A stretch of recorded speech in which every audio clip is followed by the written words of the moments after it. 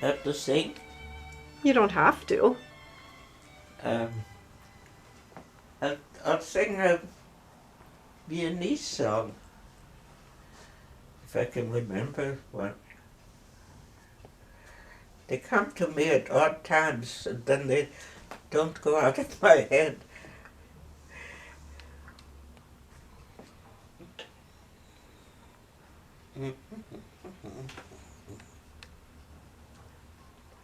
Well, I already sang you Ausgerechnet Bananen, didn't I? Ausgerechnet Bananen. Bananen verlangt sie von mir, nicht Erbsen, nicht Bohnen, auch keine Melonen. Das ist ein Gewand von ihr und nicht einmal ein Oleander. Bring uns zueinander, nur ausgerechnet Bananen. Bananen verlangt sie von mir. Oh, I know another one. Veronika, der Lenz ist da, die Vöglein singen tralala und die ganze Welt ist wie verhext. Veronika, der Spargel wächst. That's a dirty line. You know what it means? Asparagus is growing. Our mother is going to be 93 in a few days, and she wants to go back to her homeland, to visit all of her old haunts, to visit Vienna one more time. Going with my daughters is a very rare and exquisite experience.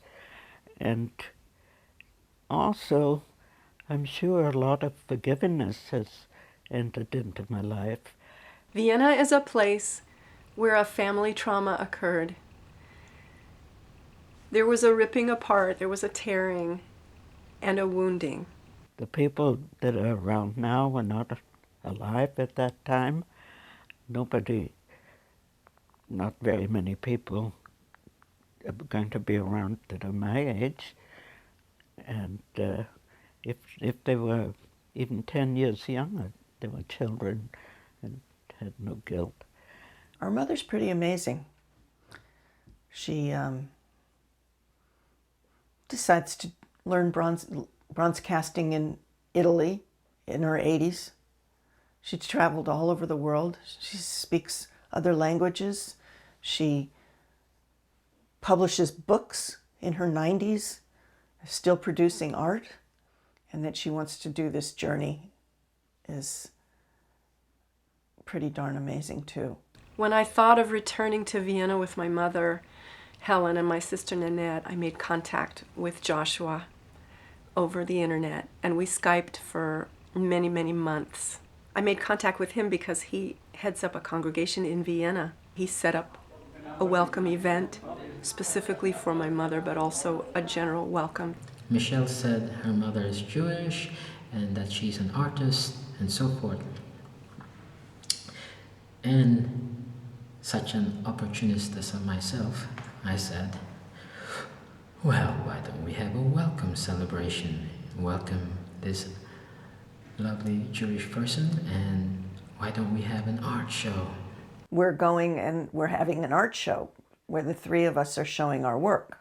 Mom just finished a memoir of her life story done in etchings, and many of them feature her childhood, and so those were to be part of the art exhibit.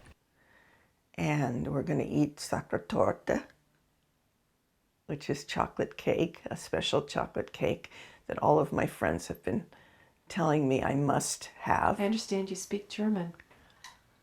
Ah, ist das nicht ein Fingerfood? Ja, das ist ein Fingerfood. Where did you learn to speak? From my sister. I don't think so. My Mutter war a Violin, drum hab ich den so gern. That's enough of that. What does it mean? My mother was a Viennese. It was she who had given me the love for Vienna.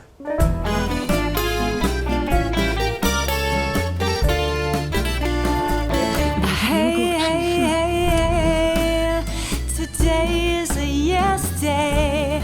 Feathers unfurled. I'm living in a yes world.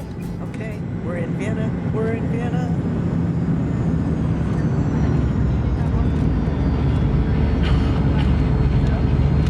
Now. Hold on to the rail, Mom.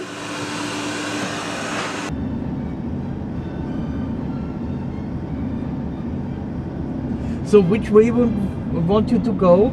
We have two possibilities, to the right or to the left. Is there one that is more beautiful? Yes, of course. That's what we want. Our mother is from Vienna. Yeah? Yeah, I was born here.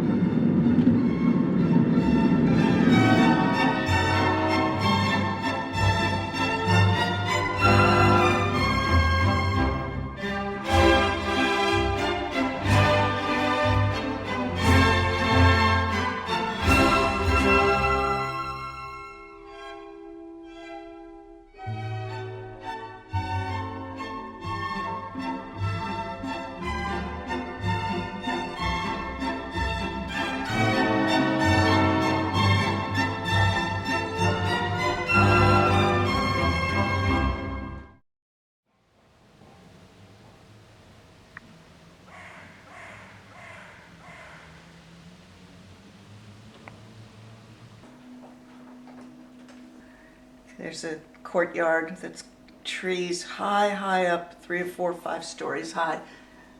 Beautiful leafy trees, green. You see the sun coming through.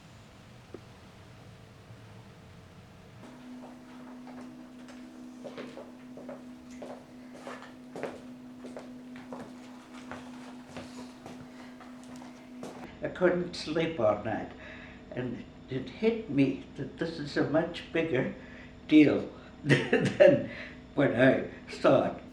Just beautiful food, baklava, all different kinds of pastries.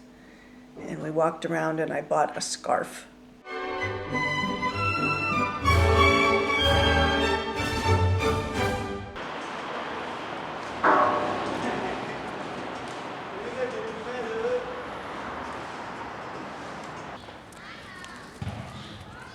Comes the train.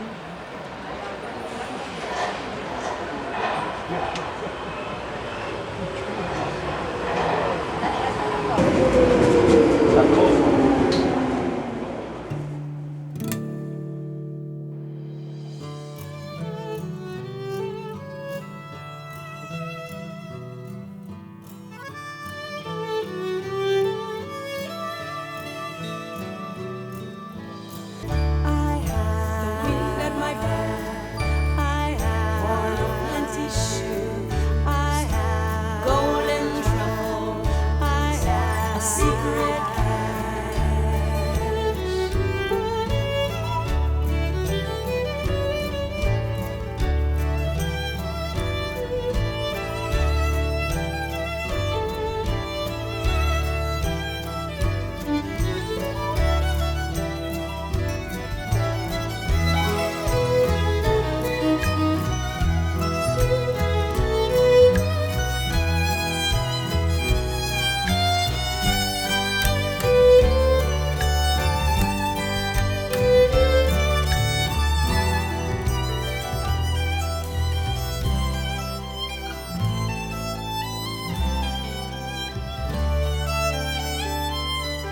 But today I can snap my fingers, and today I can catch my breath, and today I am purple blossom, and today I can drift great distances upward.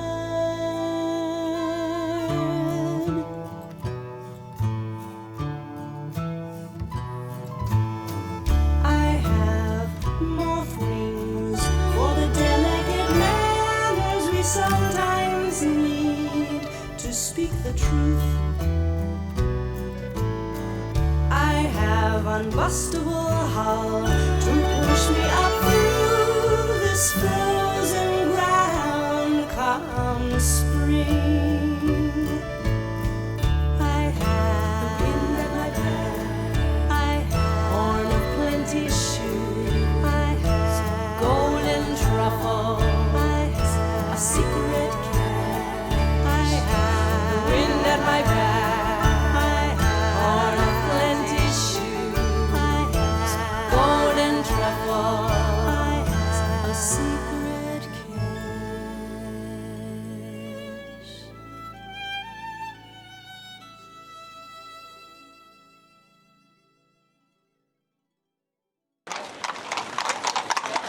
People are eating a lot of ice cream around here. It has a picture of the hazelnut on it. How many do you want? Geht out in das Treten, der Bumperkar. Bumperkar kaputten Sie Heini. Oh. Look at that. Wow. Oh, so sweet. Holland. Holland. Holland. Holland. Holunder. We don't have that. Haben Sie Decaf mit Soymilk? Hat sie Säumilch gehabt? Nein. Mit Schlag. Haben Schlag. Little doggy. Oh yes.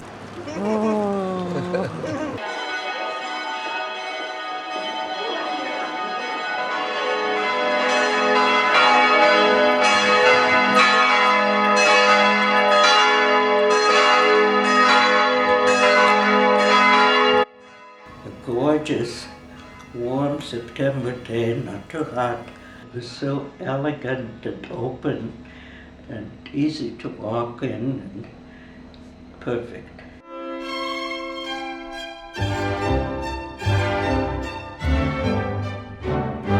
My father had a relative who offered work, and that's why they came to Vienna. There was conscription for Russians.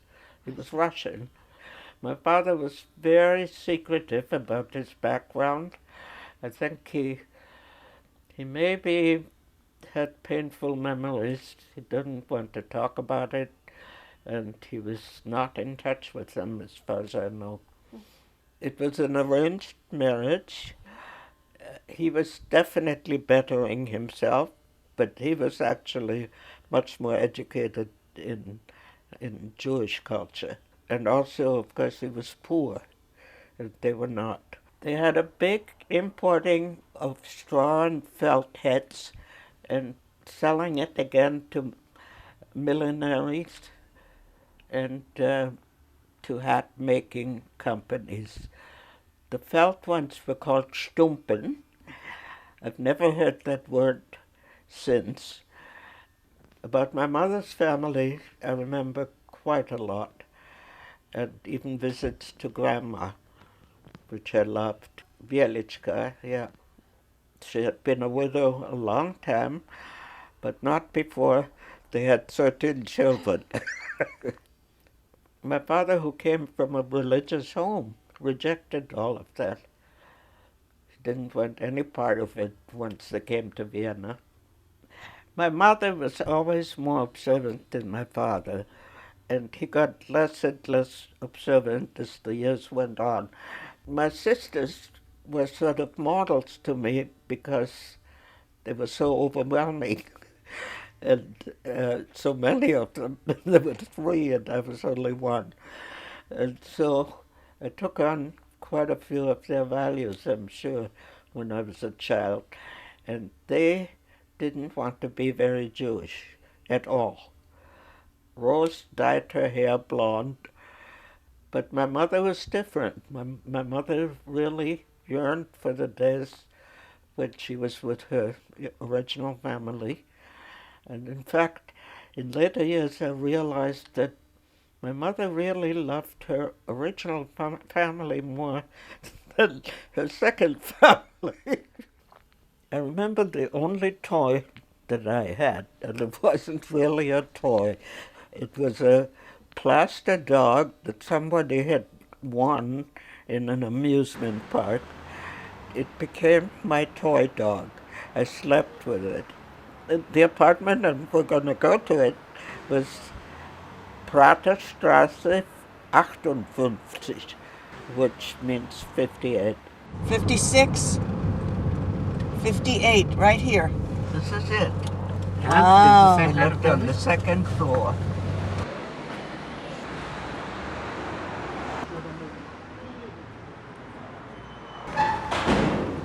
This is exactly how it was.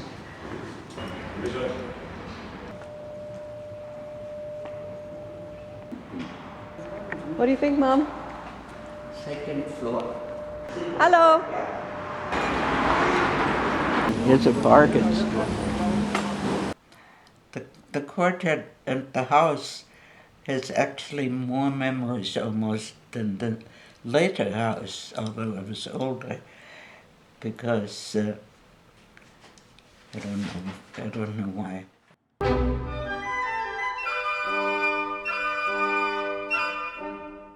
The very, very first event that we experienced when Helen came was, of course, the opening night of the art show, of the art exhibit, which was called Impressions by Helen Breger. The gallery shared the space with the hair salon, which evaporated moments before the show was hung. It struck me as very odd that we're going into a gallery that's also a A gallery that in a few short hours will be hosting your opening. Yes. And then she began to give me the Buffon from the 60s. And I took it all down. I'm sorry.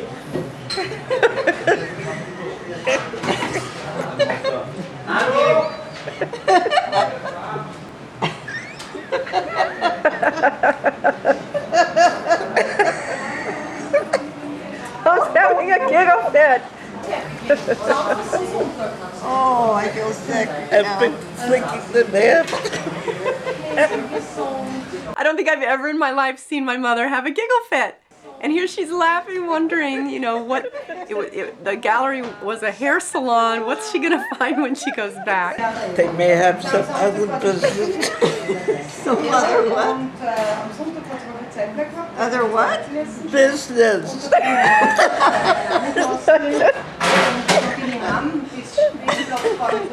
Like what? Like auto repair? Tonight is the opening. We're on our way. Walking, lots of walking.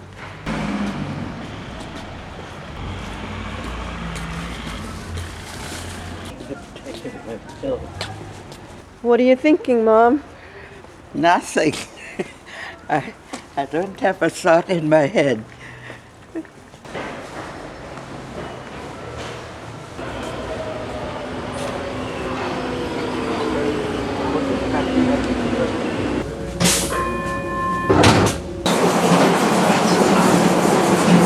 Is that a crowd? That's a crowd. We have a crowd? We have a crowd. Ach, mit Schlag. That's so funny. Hey, Mom, they're here for you. Yeah. Yes.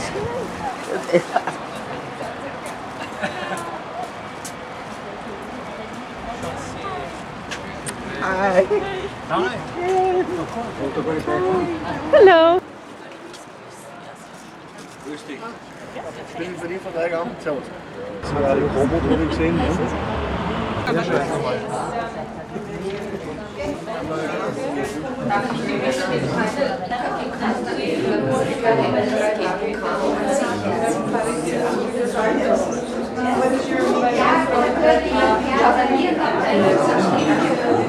Wir freuen uns, dass wir heute einen ganz besonderen Gast hier haben.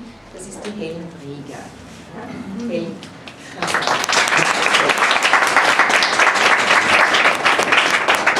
Dankeschön. Bevor ich jetzt noch weiter was sage, möchte ich nur sagen, der Bundespräsident lässt sehr schöne Grüße ausrichten, ja?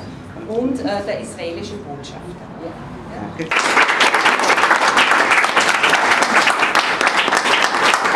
I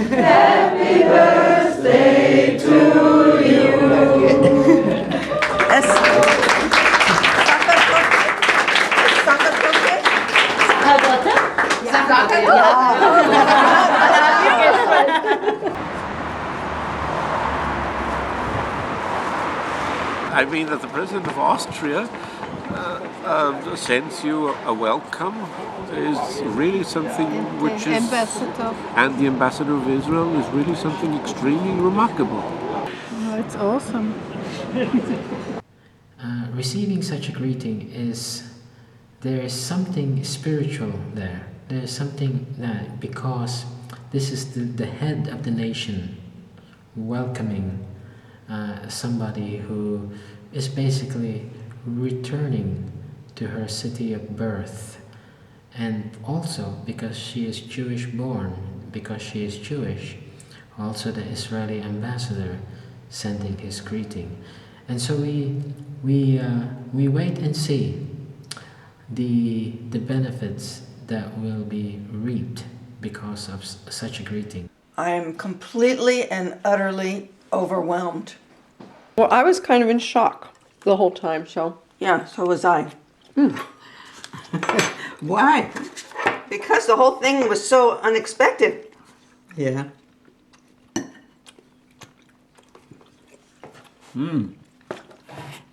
Oh, People coming up and appreciation and attention on my mother and feelings and emotions. I almost cried in front of everybody. I'm just speechless. I'm absolutely speechless. It was so spectacular and unexpected and well put together. Is there anything to drink? This is so sweet. It's making me so thirsty. Very sweet.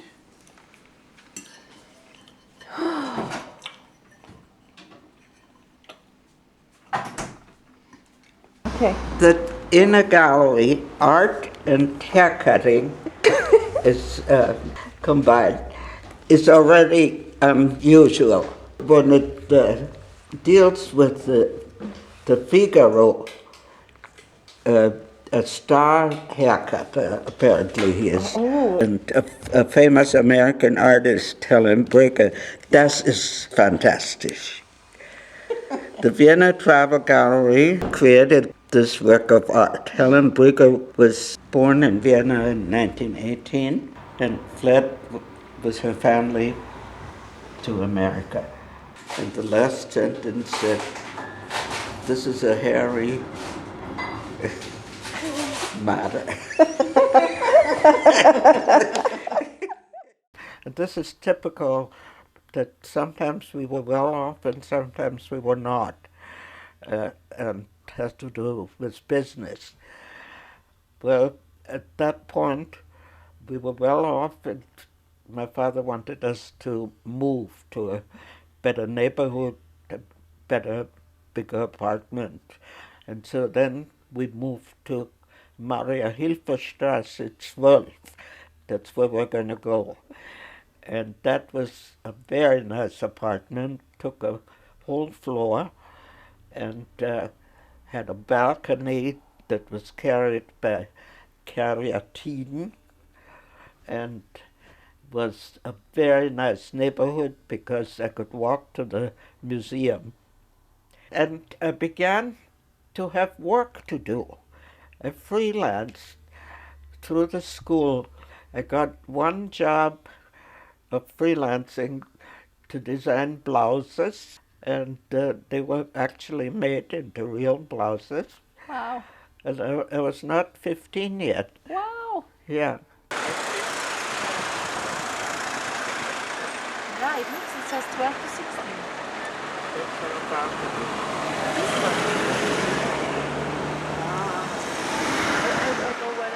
This one. You know, I've only seen the Maria-Hilfer-Straße apartment in this one little photograph with it looked so gray with the caryatide. You could see them, and Mom was always so proud of them and mentioned them. To see them this brilliant white was so beautiful to see how the building has been given new life. So this is Marxism. The whole district is Yeah. Nazism. It's a market. Yes. Yeah. And there are 2 kosher land. So if we need something kosher, we can buy it. Okay, and this is the street where they brought the people before they transported them into the concentration camps. From this school. Yeah.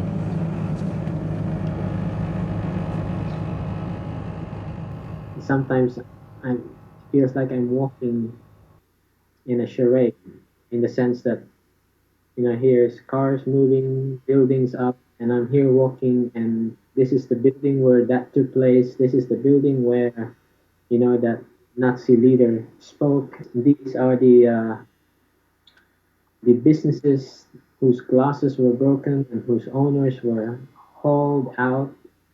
The process of understanding is just that. It's going to be a process. So in various parts of Vienna, you'll see signs like this. So this is a memorial to the 17 Jewish women and men and on the 3 children. Die hier gewohnt haben, who here lived und von den Nazis deportiert, whom the Nazis deported und ermordet worden sind, whom the Nazis murdered. And so these are just various names of individuals. Did you say the names? Simon Weinreb, deported in 1942 and then murdered on this date. This one is Hanna Weinreb, murdered in Schloss Hartheim. This is the big synagogue of Vienna. It hasn't been damaged because from the outside it looks like a house, a normal house.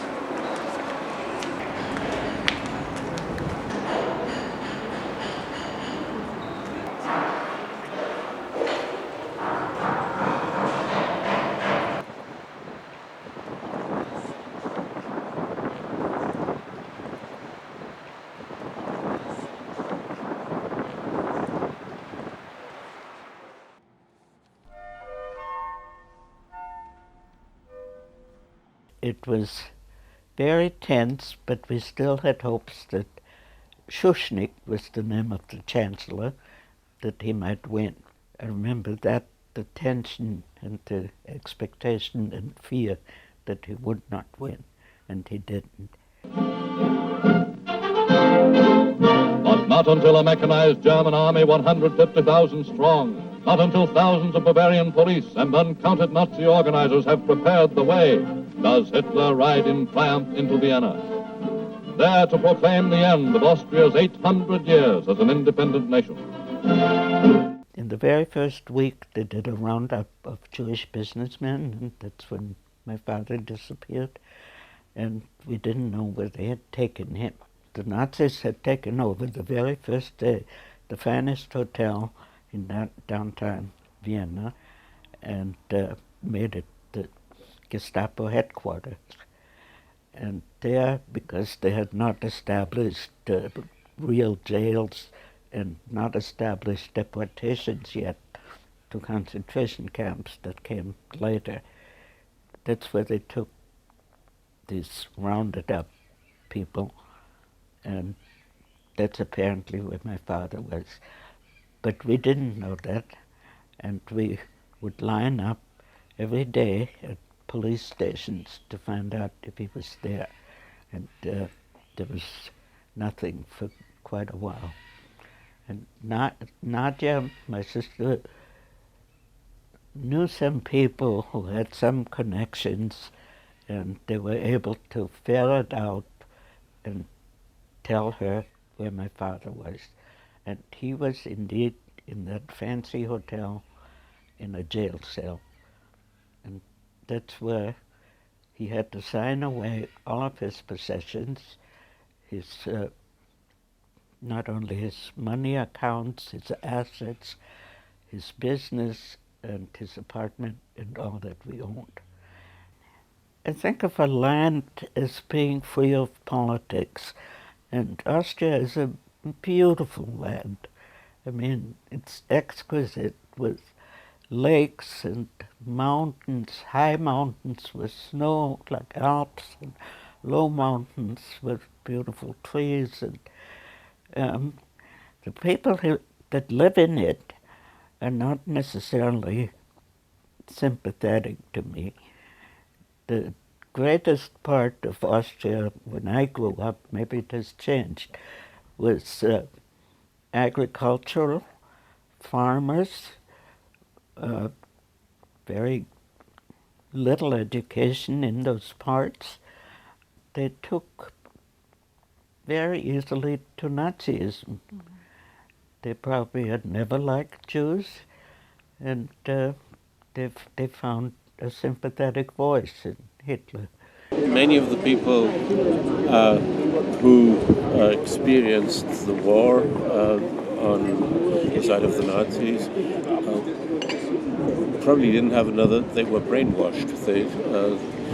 There were many. It was the best time in their lives because they were young, and therefore it was difficult for them to have this full change of view. A cousin from me, the only one in the family who was a Nazi, was in the army, and he killed himself because he has seen that it's not so as his dreams are looking for. Yes. So. Uta Herzl told me this story. She was a young girl when she was forced to go to Hitlerjugend. They needed to have a brown scarf, and all children had to go there. And once they were taken to go to throw stones to shops' windows. And she looked at him and she thought, ist das nicht verboten? Isn't it, or are we allowed to do that? In her heart she knew it's not right. And because she knew it in her heart, the guy who was from the Hitlerjugend, he took her scarf and said, go away, go home, you don't belong to us. And she never had to go there. She was free. Because in her heart she knew what was right, and she dared to ask whether wrong is wrong. Mm-hmm. Hermann Rauschnig, he was a president of the Senate in Danzig. And Hitler talked to him, and Hermann Rauschnig wrote all those words. Sorry. The tablets of the mountain of Sinai have lost their value. Okay. The conscience, it's Jewish invention. Jewish invention. Yeah. The life of one person has no value at all, only the nation must live. We always think it's a political persecution of people, and it was a political reason, but in the end it was persecution, which was the end of it, the aim of it, was the God of Israel. Hitler wanted to destroy this covenant, and he was against people who were reminded of this covenant.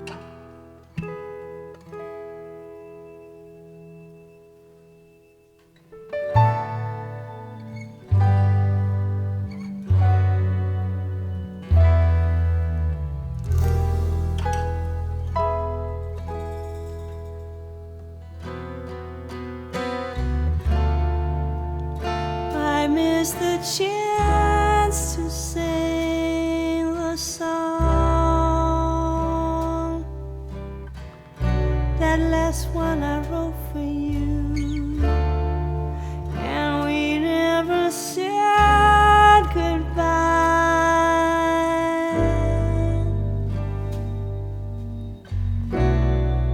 Goodbye.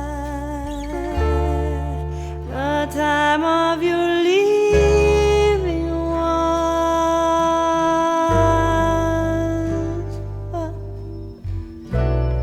I couldn't be there, but I am trying now to live.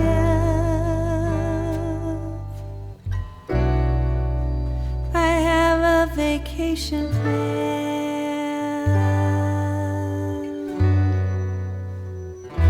Now that you're not around,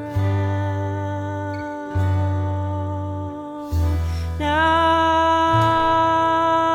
that you're not around.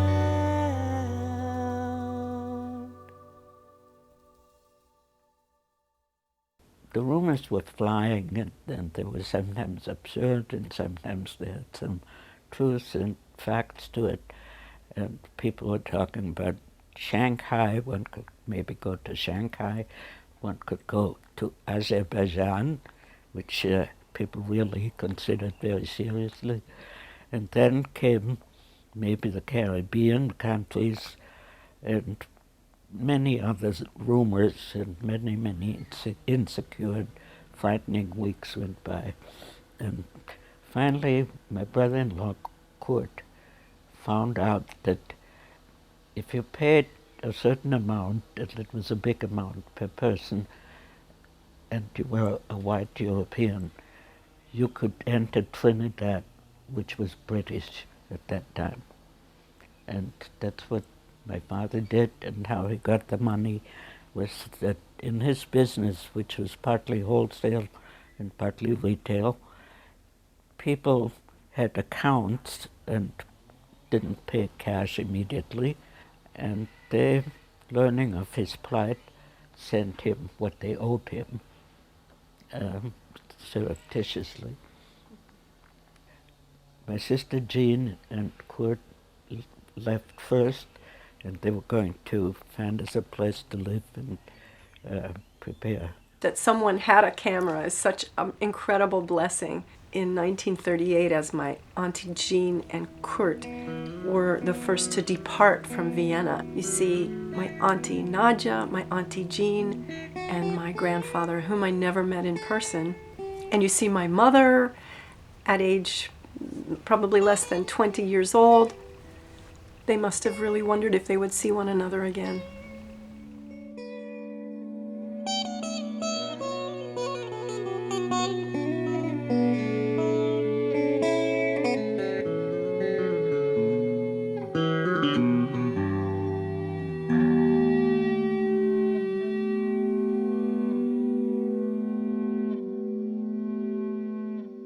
My mother and I left next, and we had a body search, even all our orifices, but we finally made it over the border. And the reason my father, which was so dangerous, left the last was so he could get more money paid to him. When we arrived in Rotterdam, a delegation from the Jewish community met us. I don't know how they knew that we were coming, but I don't know. And they were very kind. They put us up. We were waiting for a ship to take us to Trinidad. That was what the money had been used for, that my father got for the visas and the passage on a ship. The ship was called Oranje Nassau. And I decided I was done with the past, and I was going to have a good time on board of that ship and forget everything that had happened. And you can do that if you're very young. Wow, this was a precious moment when we went to the Israeli Cultural Center. While I was sitting in her office, I suppose someone, another employee, another staff person, went to research. So when I came out, there's the page open, and there was my name, Helene Hammermann. What was this book that had your name in it? It's the archives. My father was born on September 29th, 1880. His father was David Kellman Leib Hammermann, 1 M, 1 N.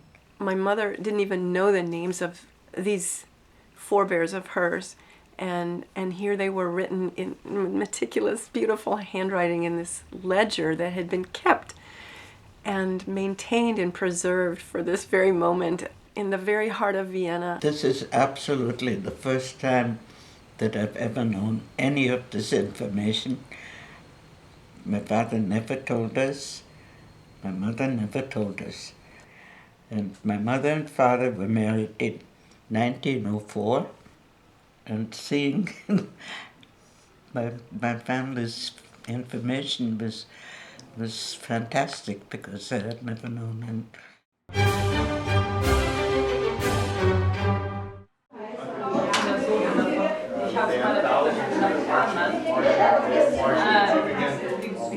On behalf of the fellowship, So im Namen der Gemeinschaft, we welcome you, wir möchten Sie sehr herzlich willkommen heißen. we honor you, Wir ehren Sie. and in a very good way, we love you. Auf eine sehr gute Art und Weise lieben wir Sie. And we are very sensitive to the various beliefs of our guests today. I also honor you. Ich möchte dich auch ehren. And ask the Lord's blessing on your life. Und den Herrn um den Segen bitten für dein Leben. I know that you are loved by God. I too feel very loved and accepted. Noch ich fühle mich sehr geliebt und angenommen. And I want to say dass ich jener, die geflohen sind von Österreich.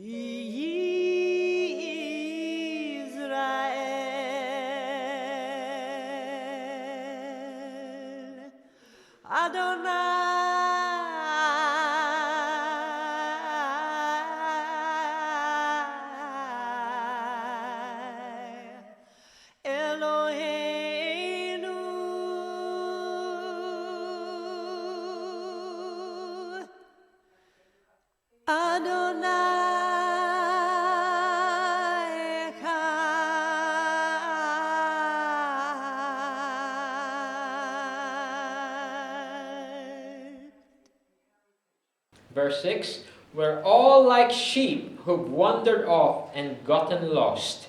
We've all done our own thing, gone our own way, and God has piled all our sins, everything we've done wrong, on Him.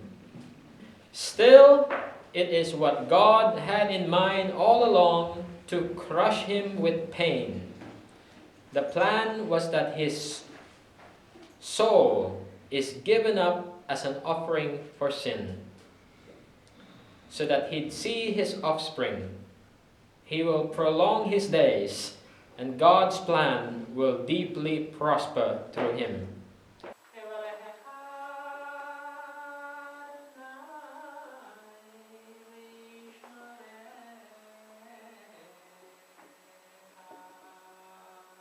The Christian community is confused because they don't know who they are and they don't know the roots. They've lost the foundation. They're like a ship without a rudder.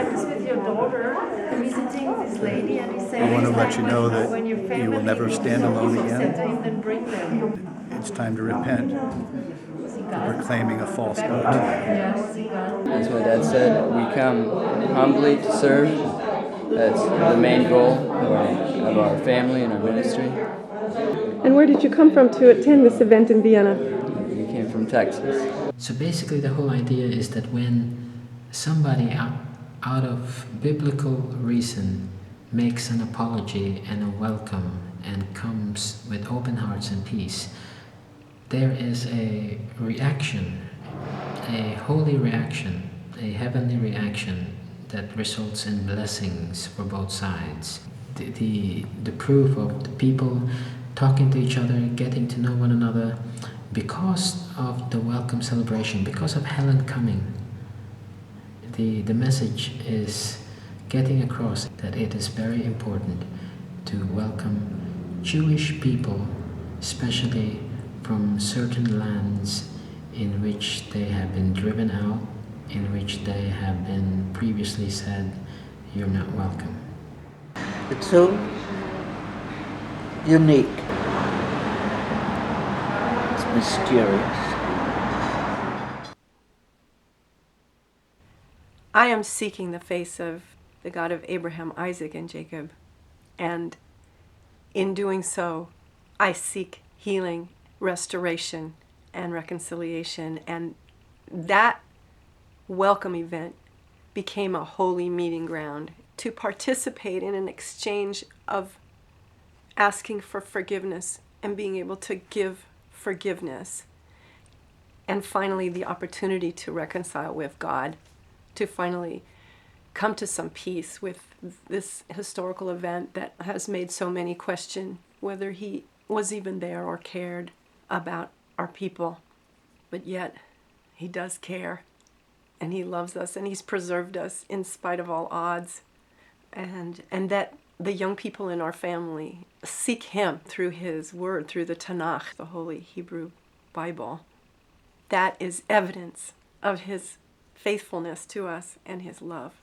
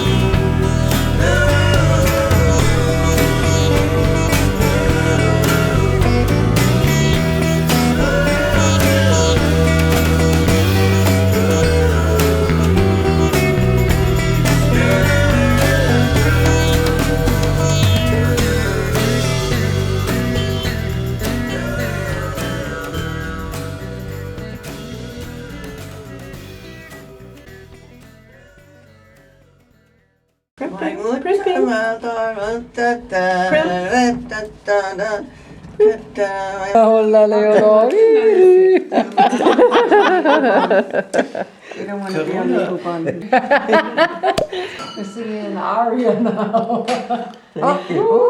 Giselheid, one of the people who is a regular in the Messianic Fellowship, was overflowing with thanks to that she and her husband were able to serve a visiting Jewish family, such as Helen, Nanette, and Michelle. Welcome back home. Danke. Come again. Dankeschön.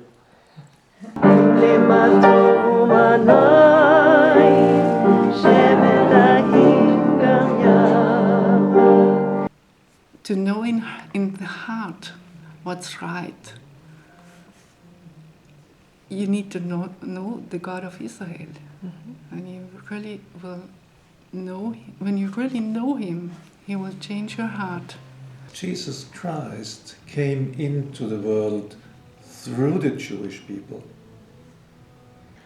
I think when you understand more and more about the Jewish, for me it's like a difference between a painting, like in 2 dimension, and to have it with it, it's like 3-dimensional all of a sudden. You know what I mean? Mm-hmm. It's got this depth, what we try to describe. It's like a 3-dimension. I love it because it signifies the spirits of the Lord, that he is with us, and I love this light. Jesus, or Yeshua, he says, salvation comes from the Jews. He really says it. So if you believe that Yeshua is the way and the help from God, you have to go to his people. Yeah. And if you like to understand him, you begin to look after his people, and we are blessed if somebody responds and comes and opens up, because I know, I understand if you want to keep your life and don't want to open or don't want to have any contact anymore because you have been hurt so much and offended so deeply. So it's a blessing. We are honored. Thank you. For having you. Thank you. Yes. So, the Gospel according to John. In the beginning was the Word, and the Word was with God, and the Word was God.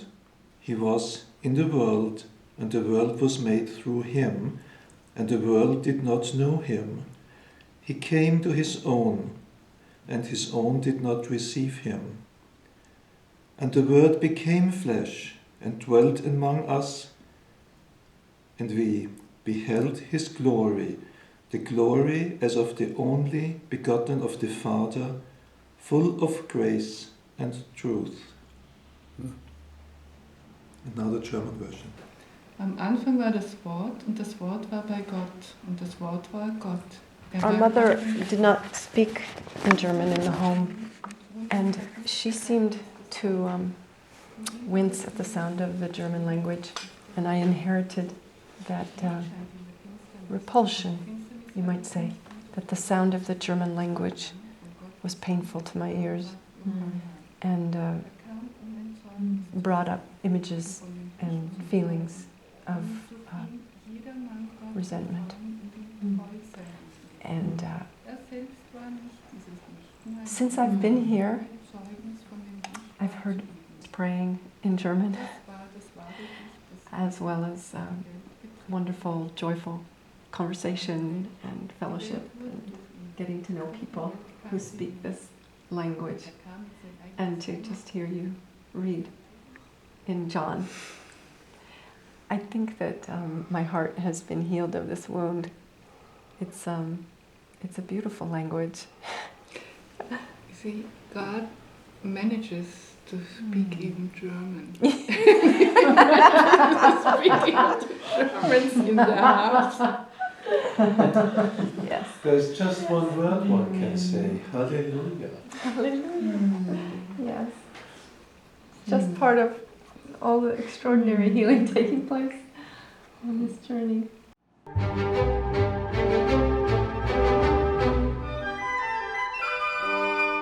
The evidence is that they've made a pretty good country. What's in their heart, we can't know. Well, the most important thing is that the older generation is gradually dying out. It's already a third generation here. Everybody's coming back and see the old country, loves it again and remembers where the parents came from.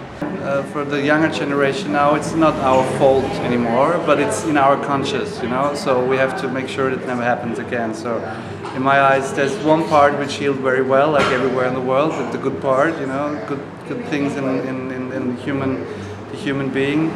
And the other part is making the easy way out and said like, oh, we were victims. We were like, you know, like, oh, we couldn't do anything. We were like, but it's still a very difficult question because we discuss a lot, you know. So, do you? Of course. I mean, how could you have known, you know, like people disappeared out of their houses. What happened to them? Did people ask enough questions, or did they just say like, okay, they're somewhere else, and can I buy this apartment very cheap, probably?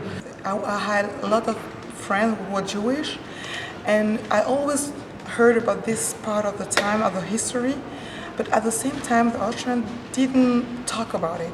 They knew it, they know it's in the history, but they never talk about it. It's like a shame. And do you find there's anti-Semitism still? In Austria? No, not at all. We have a lot of Jews, they are living here, and they live here all their life already. When we moved to the countryside, in the beginning we thought, oh, we would like to mix with the country people and go to a guest house and have a beer and talk to people, or to a hiring place and mix with people.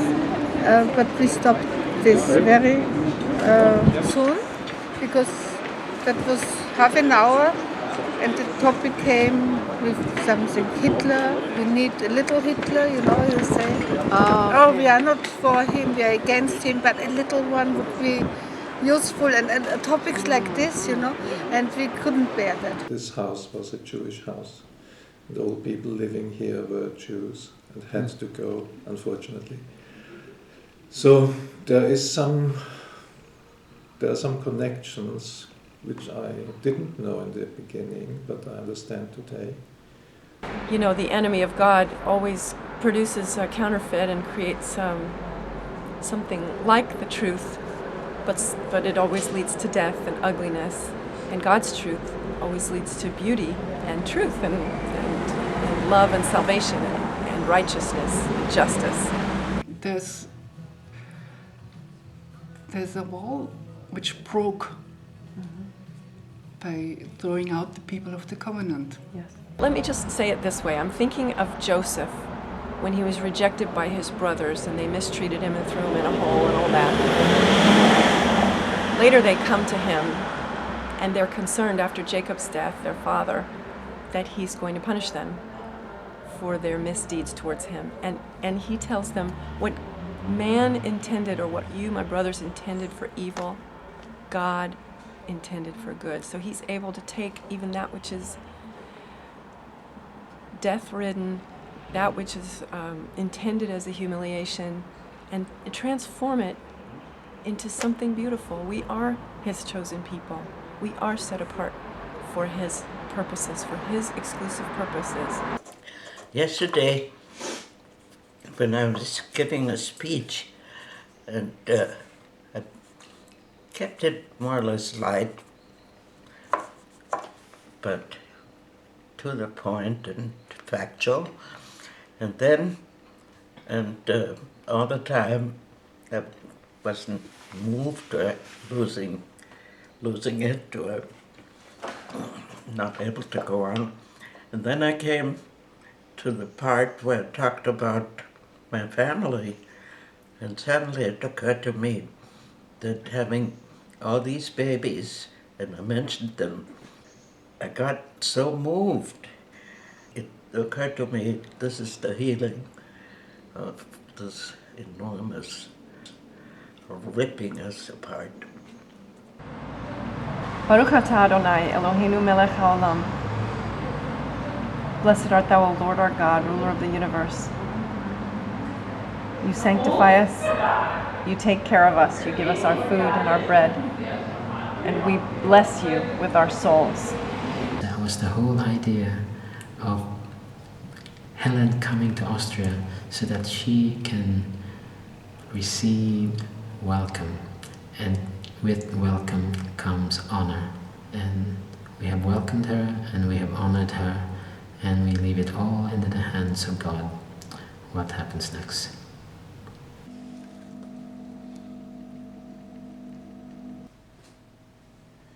I have much to digest.